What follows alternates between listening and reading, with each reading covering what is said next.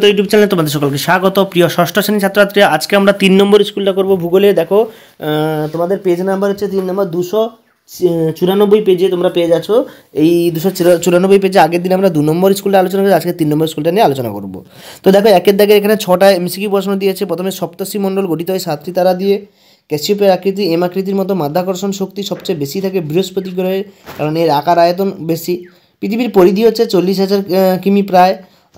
আকাশ যেখানে পৃথিবীর সঙ্গে মিলিত হয় তাকে বলে দিগন্ত রেখা। পৃথিবীর নিরক্ষীয় ব্যাস অপেক্ষা মেরু ব্যাস 42 কিমি বেশি। সূর্যের সবচেয়ে কাছের নক্ষত্রের নাম হচ্ছে প্রক্সিমা সেন্টাউরি। সৌরজগতের 8টি গ্রহের মধ্যে বৃহস্পতি গ্রহে আকর্ষণ ক্ষমতা সবচেয়ে বেশি।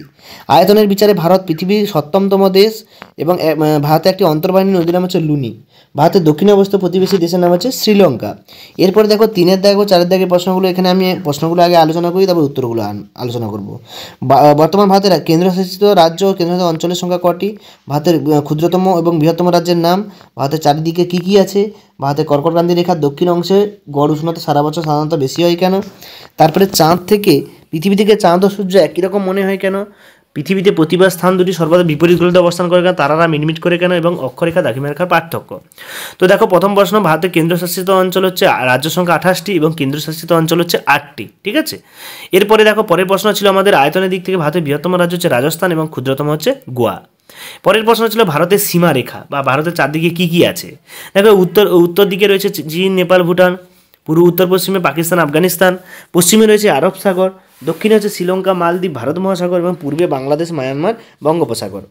এরপরে দেখো যে ওই কর্কটক্রান্তি রেখার পর গড় উষ্ণতা বেশি হয় কেন? এখানে সূর্য লম্বভাবে কিরণ দেয়। ঠিক আছে, এখানে অ্যান্সারগুলো দেওয়া আছে, সুন্দর করে তোমরা এখান থেকে দেখে দেখে লিখে নেবে।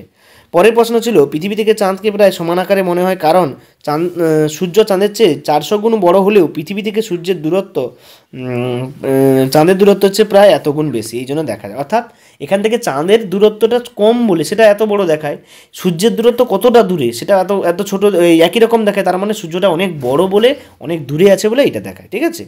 পরের প্রশ্ন কী ছিল দেখো, পৃথিবীতে কোনো স্থানে প্রতিবার স্থান সর্বদা বিপরীত গোলার্ধে অবস্থিত হওয়ার কারণ হচ্ছে পৃথিবীর কেন্দ্র ভেদ করে যে কোনো সরলরেখা টানলে সেই সরলরেখা পৃথিবীর অপর প্রান্তে ভেদ করে ওঠে, এই জন্য প্রতিবার স্থানে উল্টো হয় আর কি, উল্টো গোলার্ধে বসবাস করে, সেটাকেই প্রতিবার স্থান বলা হয়। তারপরে প্রশ্ন ছিল রাতের আকাশে তারাগুলো মিটমিট করে কেন? এটা আগেও আলোচনা করেছি 1 নম্বর স্কুলে, তো তোমরা দেখে নাও, উত্তরটা আমি আগে আলোচনা করেছি আর এটাকে বলছি না। পরের প্রশ্ন ছিল অক্ষরেখা দ্রাঘিমারেখার মধ্যে পার্থক্য। এখানে তোমাদের 10টা পার্থক্য দিয়েছে, তোমরা এতগুলো পার্থক্য করার দরকার নেই, এর মধ্যে যে কোনো 2-3টি ছোটো ছোটো দেখে করে নেবে, তাতেই কাফি। তো কী কী করবে দেখো, কী কী করলে সহজ হবে। দেখো অক্ষরেখার সংখ্যা কটি, দ্রাঘিমারেখার সংখ্যা কটি, এটা কেমন হয়, কোনটা কোন দিক থেকে বিস্তৃত হয়, এর মান কত সেটা বললেই হয়ে যাবে। তারপরে 5এর দাগে দেখো 5 নম্বরের 2টো বড় প্রশ্ন করতে বলেছে, এখানে দিয়েছে 4টে বড় প্রশ্ন। তো সেই 4টে বড় প্রশ্নই আমরা দেখব। প্রথমে ভূবৈচিত্র্য অনুসারে ভারতকে কয় ভাগে ভাগ করা হয়, কী কী? গঙ্গার গতিপথ, ভারতকে নদীমাতৃক দেশ বলা হয় কেন, এবং ভারতের উত্তর পার্বত্য অঞ্চলে একটি বর্ণনা। তো ভারতকে দেখো ক ভাগে ভাগ করা হয়, বৈচিত্র্য অনুসারে 5 ভাগে ভাগ করা যায়। উত্তরে পার্বত্য অঞ্চল, উত্তরে নদী গঠিত সমভূমি অঞ্চল, তারপরে আছে উপদ্বীপীয় মালভূমি, পশ্চিমে মরুভূমি অঞ্চল, উপকূলীয় সমভূমি অঞ্চল, দ্বীপপুঞ্জ, এইগুলো। এর পরের প্রশ্ন কী আছে দেখো, গঙ্গা নদীর গতিপথ, এটা সুন্দর করে দেওয়া আছে। উৎস, গঙ্গোত্রী হিমবাহ গোমুখ গুহা থেকে উৎপন্ন হয়েছে, দিয়ে তার গতিপথ গেছে উচ্চগতি, মধ্যগতি, নিম্নগতি, দিয়ে শেষে বঙ্গোপসাগরে মিশেছে, এবং গঙ্গার তীরে শহরগুলো হচ্ছে হরিদ্বার, দেরাদুন, কানপুর, বারাণসী, পাটনা, কলকাতা ইত্যাদি। তো এর পরের প্রশ্ন ছিল ভারতকে নদীমাতৃক দেশ বলা হয় কেন?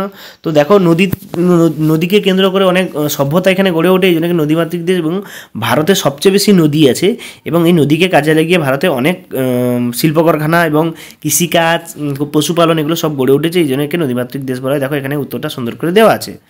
তারপরে প্রশ্ন ছিল উত্তর ভারতের পার্বত্য অঞ্চলে পরিচয় দাও, এখানে সুন্দর করে তোমাদের দেওয়া আছে। দেখো প্রত্যেকটা তোমরা এখান থেকে অল্প করে 2টো বৈশিষ্ট্য আলোচনা করলেই তাতেই হয়ে যাবে।